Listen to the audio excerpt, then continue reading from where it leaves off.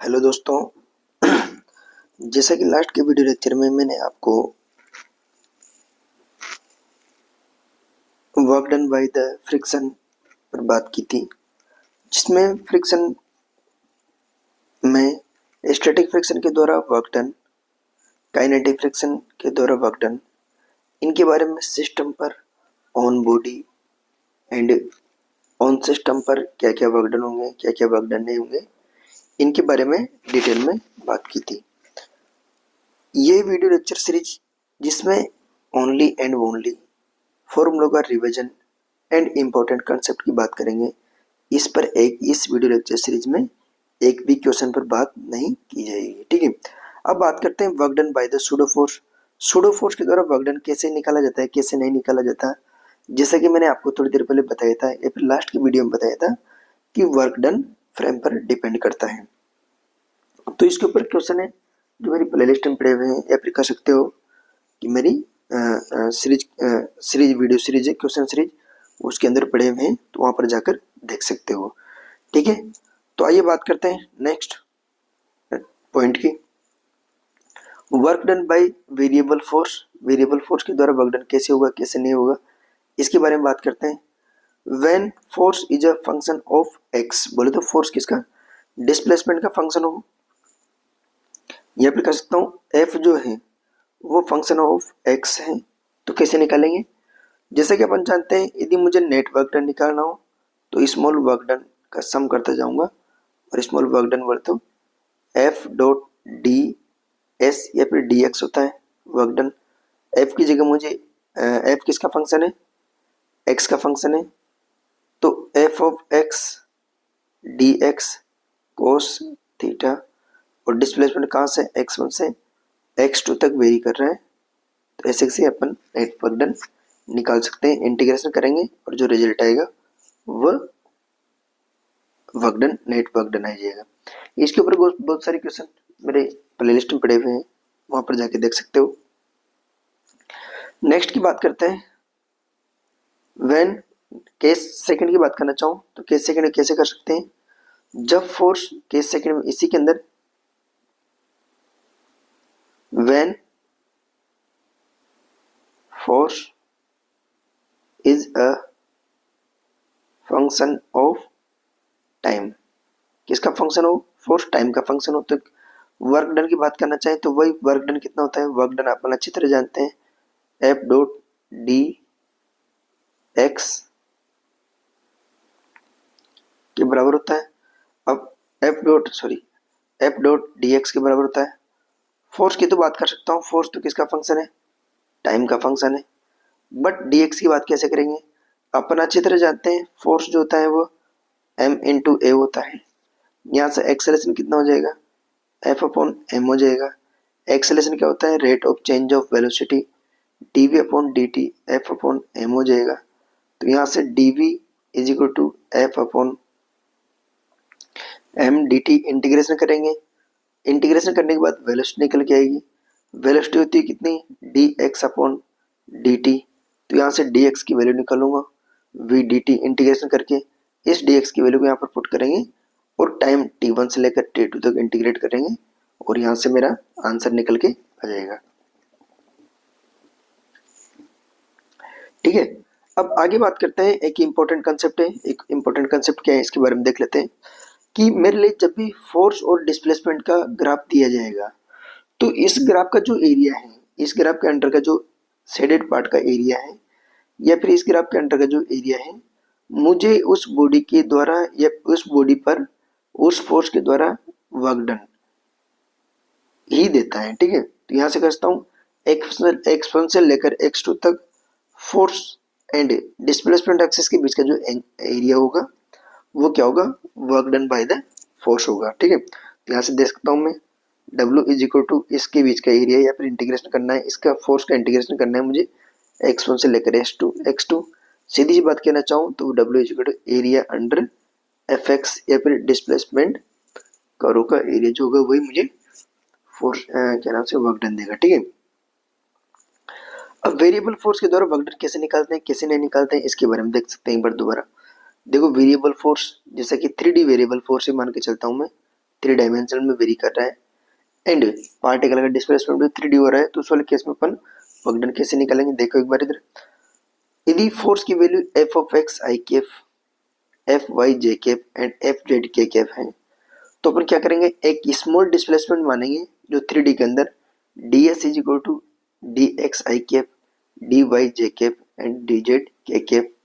अब यदि मुझे वर्क डन निकालना हो तो work done is equal to d W होगा, स्मॉल वर्क डन वेरिएबल के लिए बताया था मैंने आपको, जो d W is equal to कितना होगा, एफ डॉट डी एस के बराबर होगा। यहाँ से देख सकते हैं इन छोटे छोटे एफ की जगह एफ की वैल्यू रखी, डी एस की जगह डी एस की वैल्यू रखी एंड इनका डॉट प्रोडक्ट लिया, तो F d x, F x d x, F y d y, F z d z होगा। इनका सम करूंगा तो मेरा नेट वर्क डन निकल के आ जाएगा यहाँ से, ठीक है, वेरिएबल फोर्स की केस में। अब बात करता हूँ मैं नेक्स्ट, जो इम्पोर्टेंट बात है उसके बारे में कैसे बात करेंगे कि अपन जानते हैं कि दुनिया में दो टाइप के फोर्सेस होते हैं, एक तो होता है कंजर्वेटिव फोर्स एंड दूसरा होता है नॉन कंजर्वेटिव फोर्स। अब कंजर्वेटिव फोर्सेस क्या होते हैं इसके बारे में देख लेते हैं। कंजर्वेटिव फोर्सेस, तो work done by conservative force does not depends on path. जो कंजर्वेटिव फोर्स के द्वारा वो जो वर्क डन करेंगे कंजर्वेटिव फोर्स, उनके द्वारा जो वर्क डन है वो किस पर डिपेंड नहीं करेगा, पाथ पर डिपेंड नहीं करेगा। ये किस पर डिपेंड करेगा, किस पर डिपेंड नहीं करेगा, इसके बारे में देख लेते हैं।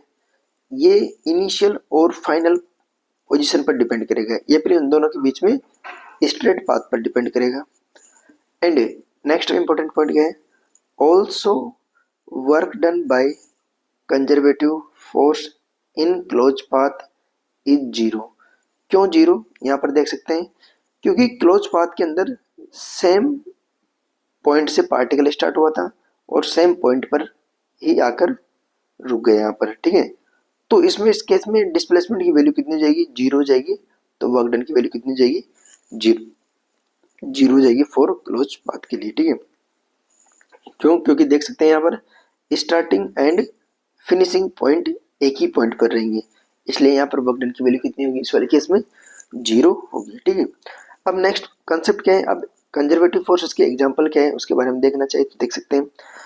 फर्स्ट एग्जांपल ग्रेविटेशनल फोर्स भी कंजर्वेटिव फोर्स है, स्प्रिंग फोर्स कंजर्वेटिव फोर्स होता है, इलेक्ट्रोस्टैटिक्स फोर्स इस कंजर्वेटिव फोर्स किन कंजर्वेटिव फोर्स की नेचर में होते हैं। अब देखो सबसे इंपॉर्टेंट बात यह है कि कंसेप्ट ऑफ पोटेंशियल एनर्जी, जो भी थोड़ी देर में डिस्कस करेंगे, concept of potential energy exist only in case of conservative forces. जो भी पोटेंशियल एनर्जी का जो कंसेप्ट है वो सब किसके लिए एग्जिस्ट होते हैं, only and only conservative forces के लिए ही एग्जिस्ट होते हैं। क्यों, क्योंकि पोटेंशियल एनर्जी की डेफिनेशन यू जो होता है वो यू इज इक्वल टू होता है work negative of work done by conservative force. जो कंजर्वेटिव फोर्स वर्क करेंगे उसका नेगेटिव किसके बराबर होगा, किसी भी बॉडी के चेंज इन पोटेंशियल एनर्जी के बराबर होता है, ठीक है। अब यहाँ पर देख सकते हैं कि कोई भी फोर्स कंजर्वेटिव है या फिर नॉन कंजर्वेटिव है, उसको कैसे चेक करेंगे। हेडिंग है to prove whether a force is conservative और नॉन कंजर्वेटिव। देख सकते हैं यहाँ पर कैसे प्रूव करेंगे। सपोज करते हैं कोई फोर्स है मेरे पास एफ, जो F of x i cap, F of y j cap and F of z k cap type का है। टू बी कंजर्वेटिव, ये फोर्स कंजर्वेटिव होगा कब, जो मेरा इस फोर्स का एक्स कंपोनेंट है उसका एक बार पार्शियल डेरिवेटिव किया F of x delta y, y के रेस्पेक्ट में, एंड इसी वाई वाला जो कंपोनेंट है फोर्स का उसका पार्शियल डेरिवेटिव किया है किसके रेस्पेक्ट में, एक्स के रेस्पेक्ट में। यदि ये दोनों इक्वल हैं एंड फिर मैंने क्या किया, इस वाई वाला जो कंपोनेंट इस फोर्स का इसका डेरिवेटिव किया किसके रेस्पेक्ट में, जेड के रेस्पेक्ट में, मतलब delta F of y upon delta z is equal to, फिर जेड वाले का किया मैंने किसके रेस्पेक्ट में, वाई के रेस्पेक्ट में, दोनों इक्वल हैं तो। या फिर मैंने क्या किया थर्ड केस में, जो एफ ऑफ एक्स वाला कंपोनेंट इसका एफ ऑफ एक्स, इसका डेरिवेटिव किया किसके रेस्पेक्ट में, पार्शियल डेरिवेटिव जेड के रेस्पेक्ट में, एंड जेड का किया किसके रेस्पेक्ट में, एक्स के रेस्पेक्ट में।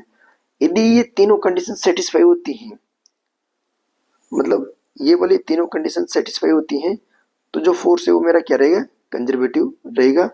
इन तीनों में से एक भी कंडीशन अनसेटिस्फाई है तो फोर्स क्या रहेगा, नॉन कंजर्वेटिव हो जाएगा। ठीक है, इस प्रकार से किसी कोई भी फोर्स कंजर्वेटिव है या फिर नॉन कंजर्वेटिव है उसका चेक भी कर सकते हैं। ठीक है, अब बात करते हैं नॉन कंजर्वेटिव फोर्सेस क्या होते हैं, नॉन कंजर्वेटिव फोर्सेस क्या नहीं होते हैं उसके बारे में बात करते हैं। देखो एक बार नॉन कंजर्वेटिव फोर्सेस के बारे में देख लेते हैं। नॉन कंजर्वेटिव फोर्सेस, तो आइए नॉन कंजर्वेटिव फोर्सेस के बारे में देखते हैं।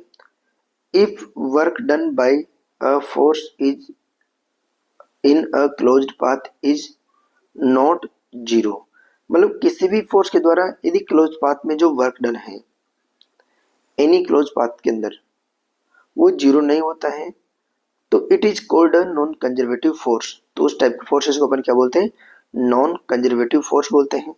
And also work done bye non conservative forces path dependent होता है। जो नॉन कंजर्वेटिव फोर्सेस होते हैं उनके द्वारा जो वर्क डन होगा वो कौन सा होगा, पाथ डिपेंडेंट होगा, या फिर कह सकता हूँ पाथ का फंक्शन होगा नॉन कंजर्वेटिव फोर्सेस के द्वारा वर्क डन जो होगा। ठीक है, ठीक है, अब मैं बात करना चाहें अगले एग्जाम्पल के बारे में। अब नॉन कंजर्वेटिव फोर्सेस के एग्जाम्पल क्या है क्या नहीं है उसके बारे में देखना चाहें तो यहाँ पर देख सकते हैं, जैसे कि फ्रिक्शन फोर्स एक नॉन कंजर्वेटिव फोर्स है, और विस्कस फोर्स के बारे में भी देख सकते हैं जो मैं आपको विस्कोसिटी में बताऊंगा पर। या फिर कह सकता हूँ नॉन कंजर्वेटिव फोर्सेस वो होते हैं जो एनर्जी को लूज करने वाले फोर्सेस होते हैं, उन्हीं को अपन क्या बोलते हैं, नॉन कंजर्वेटिव फोर्सेस होते हैं। ठीक है, सिंपल सी बात ऐसा कहना चाहता हूँ मैं, यदि इस एग्जांपल से मैं आपको इसको समझाने की कोशिश करता हूँ। सपोज करते हैं यहाँ पर तीन पाथ है, तीन पाथ कौन कौन से हैं यहाँ पर देख सकते हैं। एक पाथ ये वाला ए से बी एंड बी से सी, एंड एक थर्ड पाथ ए वाला। कोई भी ऑब्जेक्ट को फर्स्ट में इस वाले पाथ के अलोंग लेके आता हूँ, ए बी सी वाले पाथ के अलोंग, तो वर्क डन निकालते हैं। एंड सेकंड उस वाले ऑब्जेक्ट को ए से सी लेके आते हैं और वर्क डन निकालते हैं। दोनों को कंपैरिजन करते हैं, दोनों वर्क डन अनइक्वल आते हैं। इस प्रकार से कर सकते हैं अपन कि जो कंजर्वेटिव नॉन कंजर्वेटिव फोर्सेस के द्वारा वर्क डन पाथ पर डिपेंड करता है। ठीक है, जैसे यहाँ पर फर्स्ट वाले केस में फ्रिक्शन कितना लग रहा होगा, इस वाले में फ्रिक्शन लग रहा होगा म्यू इंटू एम जी के बराबर। फ्रिक्शन इस वाले डायरेक्शन में, डिस्प्लेसमेंट इधर हो रहा है तो डिस्प्लेसमेंट कितना होगा टोटल, या फिर टोटल कितनी चला है यहाँ से लेकर यहाँ तक, ए इधर बी हो गया, तो म्यू एम जी ए प्लस बी, क्योंकि यहाँ पर साफ साफ लिखा हुआ है ये पाथ डिपेंडेंट होता है। ठीक है, यदि वर्क डन बाय ए सी के बारे में बात करें तो ए सी का डिस्प्लेसमेंट कितना हो जाएगा, डिस्टेंस ए स्क्वायर प्लस बी स्क्वायर, तो माइनस म्यू एम जी ए स्क्वायर। तो यहाँ से कितना हुआ, ये वर्क डन इस वाले पाथ के लिए इतना है, इस वाले पाथ के लिए इतना है, it means work done path के ऊपर डिपेंड कर रहा है। तो जो फ्रिक्शन है एक नॉन कंजर्वेटिव फोर्स है। ठीक है, अब एनर्जी के बारे में बात नेक्स्ट वीडियो में करते हैं। ओके, अच्छा लगा हो तो शेयर कीजिए। चलो ठीक है, एनर्जी के बारे में भी बात इसी वीडियो में कर लेते हैं। एनर्जी क्या होती है क्या नहीं होती इसके बारे में देख लेते हैं। देखो एक बार एनर्जी की डेफिनेशन देखते हैं क्या है एनर्जी। देखिए, the capacity of doing work of a body due to its motion और पोजीशन इन कौन position in conservative force field और due to its configuration is called energy. मतलब कोई भी बॉडी की कैपेसिटी, इंटरनल कैपेसिटी जिसकी वजह से बॉडी वर्क करने के लिए एबल हो। अब वो वर्क या तो उसकी मोशन से हो या फिर उसकी कॉन्फ़िगरेशन से हो, या फिर मैं उसको किसी भी कंजर्वेटिव फील्ड के अंदर रख देता हूँ तो उसकी वजह से वर्क डन हो, उसी को अपन क्या बोलते हैं, एनर्जी बोलते हैं। कॉन्फ़िगरेशन और कंजर्वेटिव फोर्सेस के बारे में बात करना चाहें, जैसे कि किसी भी बॉडी को अपन एच ग्राउंड से लेके जाते हैं तो उसके अंदर पोटेंशियल एनर्जी आ जाती है, या फिर करता हूँ बॉडी ग्रेविटेशनल फील्ड के अंदर रहती है तो उस पर ग्रेविटेशनल फोर्स जो है वो वर्क करता है। ठीक है, एनर्जी दो टाइप की होती है, फर्स्ट होती है काइनेटिक एनर्जी एंड सेकंड होती है पोटेंशियल एनर्जी। ठीक है, अब काइनेटिक एनर्जी क्या होती है इसके बारे में देखते हैं एक बार। काइनेटिक एनर्जी देखो एक बार इधर, kinetic energy the energy possessed due to virtue of its motion, किसी भी बॉडी की मोशन की वजह से जो उस बॉडी के अंदर एनर्जी होती है उसी एनर्जी को अपन क्या बोलते हैं, काइनेटिक एनर्जी बोलते हैं। ठीक है, उसी एनर्जी को अपन क्या बोलते हैं, उसी एनर्जी को अपन काइनेटिक एनर्जी बोलते हैं। ठीक है, अब बात करते हैं, सपोज करते हैं कोई एम मास की बॉडी है जिसका मास एम है एंड उसके पास स्पीड या वेलोसिटी वी है, तो उस बॉडी के पास काइनेटिक एनर्जी कितनी जाएगी, वो हो जाएगी हाफ एम वी स्क्वायर। ठीक है, वी स्क्वायर बोले तो देख सकते हैं काइनेटिक एनर्जी को half m m into m sorry m into v dot v, ये मोमेंटम एंड वेलोसिटी का मल्टीप्लीकेशन का हाफ जो रहेगा वो काइनेटिक एनर्जी के बराबर रहेगा, ऐसे भी देख सकते हैं इस वाले टर्म्स को। ठीक है, यहाँ पर देख सकते हैं मास ऑलवेज पॉजिटिव क्वांटिटी, मतलब मास ऑलवेज पॉजिटिव रहेगा, वी स्क्वायर ऑलवेज पॉजिटिव, तो यहाँ से एक बात बोल सकते हैं क्या, ये kinetic energy is always positive scalar quantity, kinetic energy क्या रहेगी, पॉजिटिव स्केलर क्वांटिटी। अब मुझे देख सपोज करते हैं बहुत सारे सिस्टम के पार्टिकल्स हैं, m1 m2 सभी का मास है, सपोज करते हैं इसका मास m1 है, इसकी स्पीड है v1 है, दूसरा मास m2 है, इसकी स्पीड v2 है, कोई तीसरा मास m3 है, इसकी स्पीड v3 है, कोई m4 है, इसकी स्पीड v4 है। ठीक है, अब यदि मुझे इस पूरे सिस्टम की एनर्जी निकालनी है तो एनर्जी कैसे निकालेंगे, kinetic energy of a system A के इज इक्वल टू फर्स्ट वाले की काइनेटिक एनर्जी, सेकंड की काइनेटिक एनर्जी, थर्ड की काइनेटिक एनर्जी एंड फोर्थ की काइनेटिक एनर्जी। तो half m1 v1 square first वाले ब्लॉक की, सेकंड वाले की half m2 v2 square, third वाले की हाफ mn vn का स्क्वायर, और सभी का मैं ऐड कर दूंगा, ऐड करने के बाद जो एनर्जी आएगी वो पूरे सिस्टम की एनर्जी के बराबर होगी। ठीक है, सबका सम करने के बाद तो पूरे सिस्टम की एनर्जी, इंडिविजुअल पार्टिकल की एनर्जी निकालेंगे, सबका सम कर देंगे, पूरे सिस्टम की काइनेटिक एनर्जी आ जाएगी। ठीक है, अब एक इंपॉर्टेंट कंसेप्ट है, ये इंपॉर्टेंट कंसेप्ट क्या है कि काइनेटिक एनर्जी एंड मोमेंटम के बीच में क्या रिलेशन है उसके बारे में देख लेते हैं। देखो kinetic energy half m v square होती है, मोमेंटम होता है एम इंटू वी होता है, तो यदि मैं v की वैल्यू यहाँ पर v is equal to p upon m उठाकर इस v की जगह यहाँ पर रख देते हैं, तो यहाँ क्या हाफ एम v की जगह p square upon m square, एक m से m कैंसिल आउट, तो e k is equal to कितना होगा, P square divided by 2m। तो इसकी सिस्टम की काइनेटिक एनर्जी एंड मोमेंटम के बीच का जो रिलेशन रहेगा वो यहाँ से देख सकते हैं, e k is equal to p square upon 2m, या फिर p is equal to root 2m upon e k, इस सिस्टम की काइनेटिक एनर्जी हो जाएगी। ठीक है, अब बात ये इंपॉर्टेंट रिलेशन है, आपको इसको अच्छी तरह से पता होना चाहिए, ये जगह जगह यूज होता है, जैसे कि 12th में भी बहुत सारे टाइम्स यूज होगा, 11th में भी बहुत सारी जगह यूज होता है। इसके ऊपर क्या क्या क्वेश्चन पूछे जाते हैं उन क्वेश्चन की चर्चा मैंने दूसरी वीडियो लेक्चर सीरीज के अंदर की हुई है। ठीक है, अब बात करते हैं सेकंड पोटेंशियल एनर्जी की बात करते हैं, पोटेंशियल एनर्जी क्या है क्या नहीं है इसके बारे में देख लेते हैं। देखो एक बार पोटेंशियल एनर्जी, यहाँ पर देखिए potential energy is defined as negative of work done by the conservative force in shifting a body from reference level या फिर from reference position to given position, किसी भी given position से any position तक particle को या फिर object को मुझे शिफ्ट करना है, तो उस पर कंजर्वेटिव फोर्सेस के द्वारा कितना वर्क डन हुआ उसका मान सकता हूँ वर्क डन dw हुआ, उसको नेगेटिव साइन से मल्टीप्लाई करेंगे, नेगेटिव से मल्टीप्लाई करेंगे तो वो किसके बराबर होता है, वो उस बॉडी की पोटेंशियल एनर्जी के बराबर होती है। ठीक है, देखते हैं, सपोज करते हैं जो इनिशियल या फिर रेफरेंस पोजीशन है, जिस पॉइंट को मैं रेफरेंस मान के चल रहा हूँ, उस वाले पॉइंट पर मान के चलता हूँ कि रेफरेंस पॉइंट पर किसी पार्टिकल की या फिर ऑब्जेक्ट की पोटेंशियल एनर्जी यू इनिशियल है एंड फाइनल जो पॉइंट है उस पर यू फाइनल है।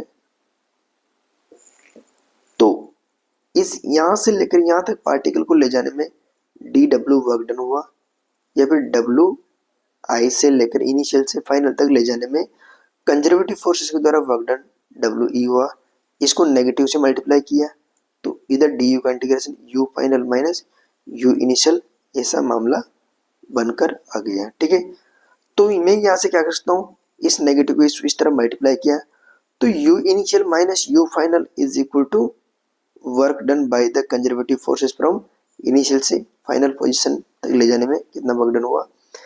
सबसे इंपॉर्टेंट बात है कि इनिशियल पोजीशन से फाइनल पोजीशन तक ले जाने में उस बॉडी ने कितना वर्क डन किया, उसको मुझे नेगेटिव से मल्टीप्लाई करना है और वो चेंज इन पोटेंशियल एनर्जी के बराबर होगा। इसको आप विशेष तौर पे ध्यान रखें, ये इंपॉर्टेंट कंसेप्ट है, इसके बारे में अपन आगे चर्चा करेंगे। यदि मेरे को ग्रेविटेशनल पोटेंशियल एनर्जी की बात करनी हो, वही इस वाले फॉर्मूले का यूज करके यहाँ पर डेरिवेशन करेंगे। एंड यदि मैं रेफरेंस पॉइंट ग्राउंड की पोटेंशियल एनर्जी 0 मान के चलता हूँ तो एच आई वाले पॉइंट की पोटेंशियल एनर्जी कितनी जाएगी, यू फाइनल बोलते हैं एच आई वाले पॉइंट की potential energy m g h के बराबर हो जाएगी। कैसे होगी कैसे नहीं होगी यहाँ से देख सकते हो आप। ठीक है, क्यों, क्योंकि बॉडी पर वर्क डन, बॉडी पर यदि कंजर्वेटिव फोर्स का वर्क डन निकालूंगा तो इस पर कंजर्वेटिव फोर्स बोले तो ग्रेविटेशन एम जी नीचे लगेगा, बॉडी का डिस्प्लेसमेंट ऊपर हो रहा है, दोनों के बीच 180 डिग्री का एंगल है और ये क्या नाम से वर्क डन नेगेटिव हो जाएगा। ठीक है, दूसरी बात करना चाहूँ मैं आपसे तो अब सबसे इंपॉर्टेंट पॉइंट्स के बारे में बात करना चाहूँ, पोटेंशियल एनर्जी से रिलेटेड इंपॉर्टेंट पॉइंट्स देखते हैं यहाँ पर। Potential energy is defined only for conservative forces के लिए डिफाइन की जाती है, जैसे कि मैंने आपको बता दिया था वहाँ पर। Potential energy difference does not depends on reference point, reference point के ऊपर डिपेंड नहीं करती है difference, but potential energy at a point depends on reference point. किसी भी पॉइंट की पोटेंशियल एनर्जी जो है वो रेफरेंस पॉइंट के ऊपर डिपेंड करती है। ठीक है, पोटेंशियल एनर्जी कंसेप्ट इसलिए इंपॉर्टेंट है कंजर्वेटिव फोर्सेस में, क्यों, क्योंकि ये अपनी कैलकुलेशंस के को इजी कर देता है। जैसे कि यहाँ पर लिखा हुआ है potential energy basically short trick to calculate work done by conservative forces work without using integration, integration का बिना यूज किए हुए पोटेंशियल एनर्जी कंसेप्ट से किसी भी कंजर्वेटिव फोर्सेस के द्वारा कितना वर्क डन हुआ उसके बारे में चर्चा कर सकते हैं। ठीक है, अब कंजर्वेटिव फोर्सेस 3 टाइप के होते हैं, जैसे कि बताया था मैंने, spring, gravitational, electro statics forces के बारे में बात करते हैं। अब बात करते हैं work done by the spring forces के द्वारा कितना वर्क डन हुआ। यहाँ पे मैं करता हूँ स्प्रिंग पोटेंशियल एनर्जी की बात करना चाहूँ मैं आपसे, तो देखिए भाई मैंने बोला था स्प्रिंग फोर्स क्या होता है, कंजर्वेटिव फोर्स होता है। तो ये रिलेशन होता है U initial minus U final is equal to W i final से लेकर आई इनिशियल से लेकर आई फाइनल तक बॉडी को डिस्प्लेस करने में कितना वर्क डन हुआ, कितना वर्क डन हुआ इसके बारे में बात करना चाहे तो देख सकते हैं यहाँ पर, यहाँ से लेकर यहाँ तक इसको डिस्प्लेस करना है। ठीक है, देखो एक बार इधर, ये कोई रिजिड सपोर्ट है जिससे स्प्रिंग को के कांस्टेंट की स्प्रिंग को मैंने यहाँ पर टाइट कर रखा है। इस बॉडी को इनिशियल बोले तो नेचुरल लेंथ से फाइनल एक्स नोट तक एक्सपेंड करने में स्प्रिंग फोर्स के द्वारा कितना वर्क डन हुआ देख सकते हैं। एफ तो इधर लग रहा है, बॉडी का डिस्प्लेसमेंट इधर है, दोनों के बीच में 180 डिग्री का एंगल है, तो एफ डॉट डी एस लिख सकता हूँ माइनस इधर के एक्स इंटीग्रेशन करेंगे 0 से लेकर यहाँ तक, तो इस फाइनल जो रिजल्ट निकल के आएगा वो कितना होगा, U final is equal to half K X naught का स्क्वायर। यहाँ पर एक्स नोट क्या है, X naught is a extension और elongation in a spring from natural length. इस बात का विशेष तौर पर ध्यान रखें, जहां पर एक्स नोट वगैरह लिए जाएंगे कहाँ से लिए जाएंगे, उसके नेचुरल लेंथ से ही लिए जाएंगे। ठीक है, अब बात करते हैं अब इसके ऊपर क्या क्या क्वेश्चन है, क्या क्या क्वेश्चन नहीं, ये सारे क्वेश्चन देख सकते हो आप, इंपॉर्टेंट बात। ठीक है, ओके, एक क्वेश्चन है इसके ऊपर मेरी दूसरी वीडियो लेक्चर सीरीज में बहुत सारे क्वेश्चन करवा रखे हैं। अब बात करते हैं अपन वर्क एनर्जी थ्योरम, इसको नेक्स्ट वीडियो में देखते हैं। ठीक है।